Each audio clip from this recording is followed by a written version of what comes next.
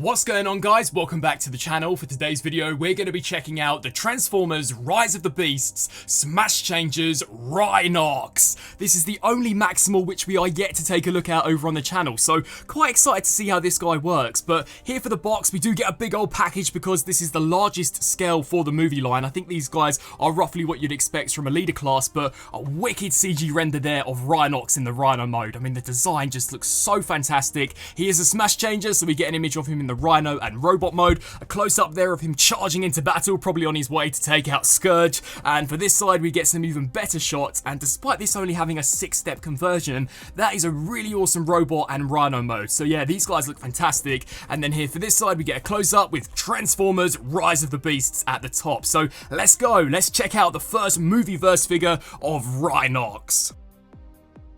And here he is, fully maximized into his robot mode, and I think the nicest looking movie line figure I've reviewed so far. You know, the details are great, but the paint in particular is way nicer than I was expecting for a Smash Changer, to the point where I think I'm going to have this as my Rhinox placeholder until we see the Voyager version, because he's also pretty decently sized. You know, this is what you'd expect, I'd say, from the average Generations leader, so yeah, not a bad looking figure at all. But as we check out the robot mode, I think this is the best look we've seen for this guy yet. Sadly, no full shots of him in the trailer, still no CGI renders, but if he looks half as good as this in the movie, I'm going to be so happy, because this is definitely Rhinox. He literally looks like the big bruiser of the Maximals, and you know, when you take into account just how much battle damage he has throughout him, I definitely think this guy's going to be doing the heavy lifting in the movie. I mean, look at that face sculpt. The poor sod kind of looks petrified, and then at the same time looks like maybe he's pooped himself and doesn't quite know what to do, but that is so wickedly detailed and looks kind of familiar to the Voyager version. So I wonder if the Voyager is basically just going to be a slightly more advanced version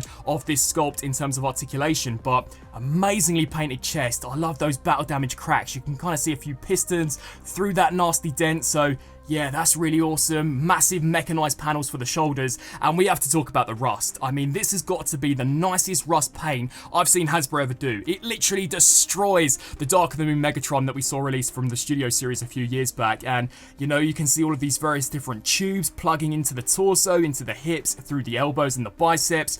Just such a nicely detailed looking figure, and you know, to go back to my point about maybe him pooping himself, he does have brown legs, so you know, he's not really doing himself any favors, is he? But as we flip here to the back, very nicely kind of managed. There's nothing which really sticks out, and for a Smash Changer, he's surprisingly clean, but yeah, that tail placement too is definitely kind of sus, Hasbro, not gonna lie. Now, in terms of his articulation, because he's a Smash Changer and just due to the way he transforms, he's very basic. So we get a very slight rotation here at the head, cannot rotate nowhere near 360, so that kind of sucks, but you can see some nice tubing there for the neck. So again, so nicely detailed, and because of his Smash Changing gimmick, we get these wicked spring-loaded mechanisms out of the shoulder, so you can literally get this guy crashing hell down on some of the Terracons, and there's also a tiny bit of elbow rotation.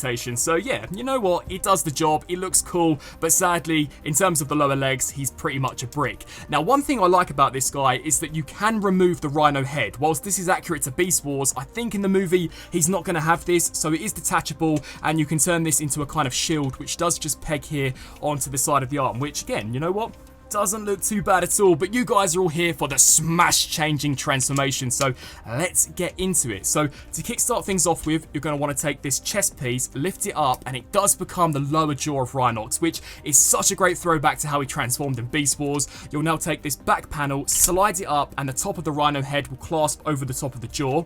We'll then take these pieces, snap them in, and then rotate the shoulders forwards, and then for some finishing touches, literally just take the knee joints, bend them forwards, and bang!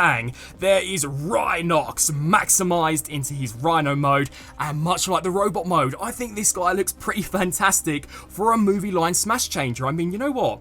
Nothing really sticks out as being too obvious robot mode junk. You know, we do get the fists, which aren't the greatest, but the head sculpt detail is so nicely done. I mean, look at that mechanized eye, loads of paintwork. I love the detailing we have for the horn as well. I mean, that is so sick. Cannot wait to see him ramming himself into kind of Terracons, or you know, maybe hurdles to get the Maximals through a certain place in the jungle. So that's really awesome. We get the live action movie logo slap bang in center there, and he does also have a bit of jaw articulation, but much like the shoulders, it's kind of spring loaded, so you can get him roaring into battle and then it will just snap back into place. So I thought that was kind of awesome. And then this is what the top of Rhinox looks like. Again, lots of multi-layered mechanized panels. I love the spinal detail we have with those nuts and bolts. And every single Rhinox figure, it would seem, has something going on in the butt region because he does have ass articulation. You can take the tail and it does hinge up and down. Doesn't really keep its place, but I mean, I guess he can poop out of that gap if you wanted him to. And yeah, just overall, I think it's such a cool figure.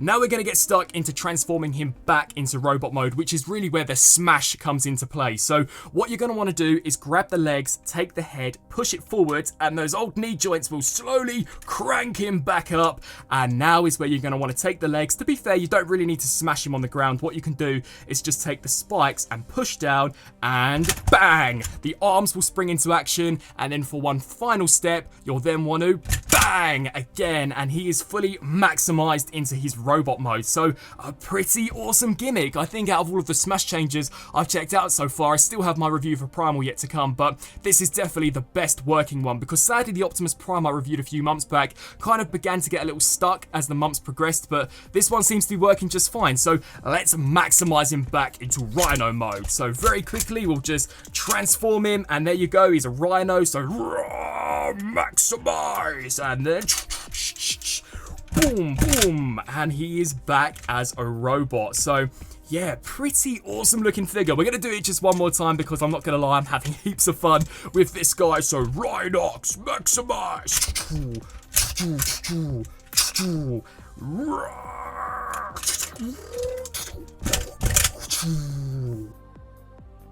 Now as we jump into a few comparisons, here we have the Rise of the Beast Smash Changes Optimus, and I just want to familiarise you guys with how this one originally worked. So you were meant to push it I think 3 times, there was a button here that you'd snap and then these wheels would pop out, and then a second time you were supposed to eject the arms, but this one always got stuck, and as the months progressed has pretty much wedged in there. But just give it a good old push and those should spring open, and then what you were going to do was smash the legs and bang, he would transform into his robot mode. So whilst it does work okay, I don't think it's as nicely done as Rhinox, but here we have both the smash changes in their robot mode, so you know, around the same scale. But I really think Rhinox looks 100 times better than Optimus Prime, because not only is the detail great, but the paint is just so nice on this smash changes Rhinox. And I still have a review yet to come out for the Optimus Primal, which, spoiler alert, also is a pretty nicely done figure.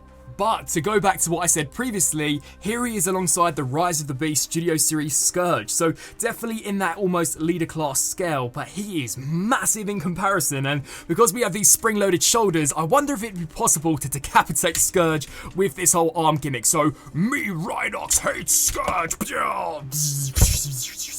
And there you go, that is the ending of Rise of the Beasts. And then for a few more movie line comparisons, we have Smash Changer Rhinox alongside Weaponizer, Optimus Prime, and Primal. And just so you guys can see, here he is next to 2 Studio Series Rise of the Beast Deluxe figures. So we have Air Razor, who I've fully equipped with Chain Claw, as I think she looks so badass with that, and also the number 100 Bumblebee. And so, wrapping up on this review for the Smash Changes Rhinox, you know, I'm a collector through and through, but I've got to be honest with you guys, this thing is so fun. And not to mention, it also looks awesome. You know, it doesn't look plasticky, it doesn't look like it's a cheap toy. It is pretty well made, and the paint and the sculpting is so nicely done. And not to mention, it's just fun to convert this thing from robot into Rhino mode, and then to maximize him, smash him back into his robot mode. So, you know, if you like these kind of gimmicky figures, I think this is probably the best one I've checked out so far. It's definitely the nicest working smash changer that I've managed to pick up, and I think the best looking one. So you guys let me know down below what you think of these smash changers. What do you guys think of the movie line in general, and is this Rhinox one that you guys plan to pick up? Until my next video, Rhinox maximize, and I'll see you then. Thanks for watching.